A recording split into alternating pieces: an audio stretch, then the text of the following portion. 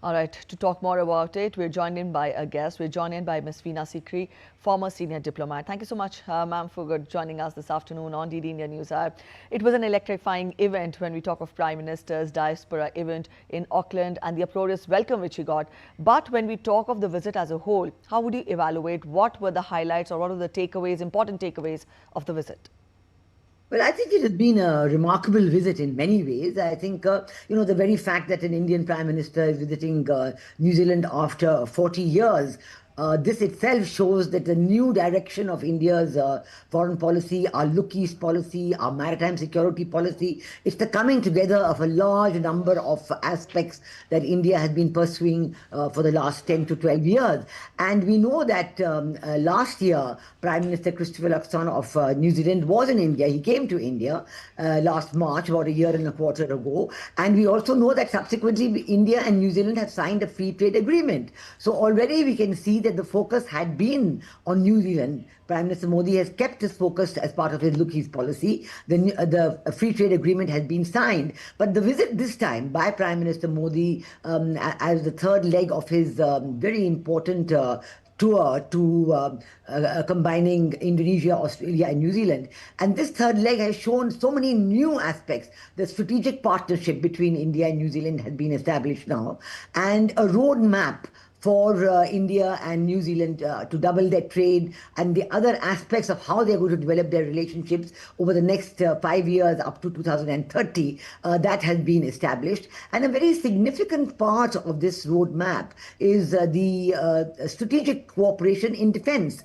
the logistics cooperation and support between the Indian Navy and the New Zealand Defense Forces. So this is something very significant because it's a new dimension of India's relationship with New Zealand, and it's going to contribute very significantly to India's the success of India's Look East policy and the success of the maritime security framework that India is seeking to develop. And this came up in Australia, this came up in Indonesia, and this has come up now in New Zealand. So we are seeing a very consistent aspect of India's vision towards the countries of the Indo-Pacific, and how we are going to develop these relationships over the next 5 years. And the response in each country that our Prime Minister has visited, first Indonesia, then Australia, and now New Zealand, is significantly visible to all. And of course, as you said rightly, the diaspora event in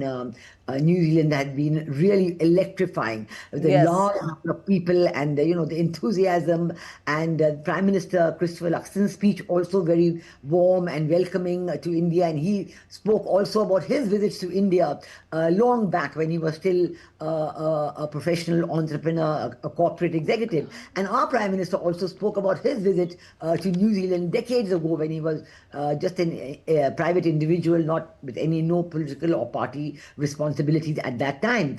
And so it shows that, India and New Zealand have known each other for decades. We've been friends, our people know each other. But now it's really a new era because, as our Prime Minister mentioned, the Indian diaspora in New Zealand has reached such heights. The Governor General of New Zealand, the CEO of the largest companies in New Zealand, and it's amazing. They're so dynamic. There's been a report which says that the Indian diaspora. Ma'am, we'll continue this discussion and interaction, but from here we'll take our viewers to, again, Auckland, New Zealand. Here we are showing our viewers Prime Minister meeting with Leader of Opposition of New Zealand, Chris Hipkins. These are the visuals we're getting for our viewers from Auckland, New Zealand, where after winding up the diaspora event, the Prime Minister is now meeting the Leader of Opposition of New Zealand, Chris Hipkins.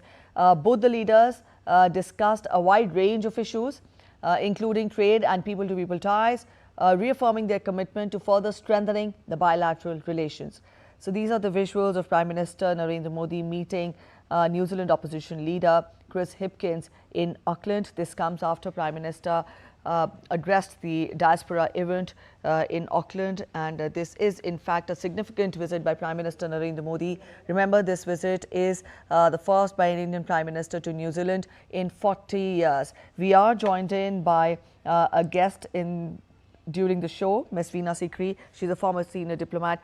Ma'am, on our screens, we are showing our viewers the visuals of Prime Minister Narendra Modi meeting the leader of opposition of New Zealand, Chris Hipkins. You were talking of how this visit has brought both the nations together. But given the changing world order and the geopolitical challenges which the world is witnessing at this moment, time and again, India has vehemently called for a free, inclusive and a fair Indo-Pacific. Prime Minister's visit to Indonesia, Australia and New Zealand, how do you see this as Prime Minister Modi's, if I may call, a new arc of trust shaping the Indo-Pacific?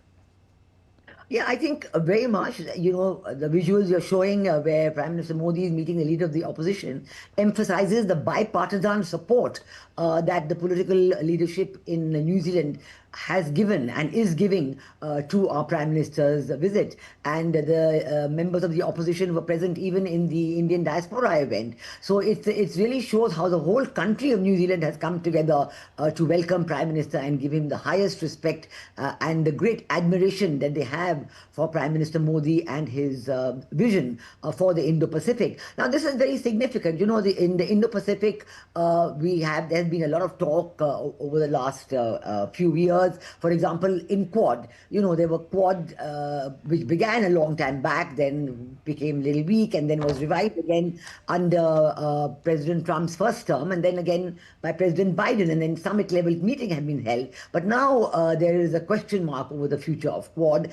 Whether the next summit will be held is to be seen. But this visit of Prime Minister Modi has shown that our vision, Prime Minister Modi's vision, remains unchanged. He attaches the greatest importance to the Indo-Pacific, to maritime security, to free, open, peaceful and prosperous sea lanes of communication, and he is working on this bilaterally.